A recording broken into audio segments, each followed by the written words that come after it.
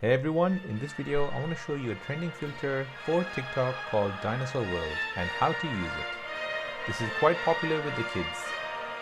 Before we begin, don't forget to enter my third giveaway where I'm giving away £10 Amazon gift card voucher to a random subscriber every week. You just need to subscribe and comment on this video. The link should come up on your screen at the top right. Winner will be announced on Sunday 21st March 2021. To begin with, let's open up the TikTok app on your phone. Now tap on the Discover tab and search for Dinosaur World.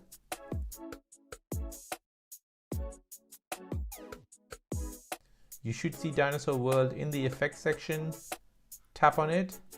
Now tap on the red camera button to start using the effect. Choose the location where you see the sky and lots of trees. And don't worry if you live in the city, it also works around buildings and houses. This will use the rear camera of your phone, so point it out your window. Record your video and move the camera around and you should see at least 2 to 3 dinosaurs.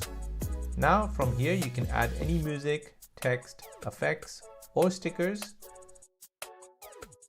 I would recommend adding Welcome to Jurassic World soundtrack, which actually suits this kind of video.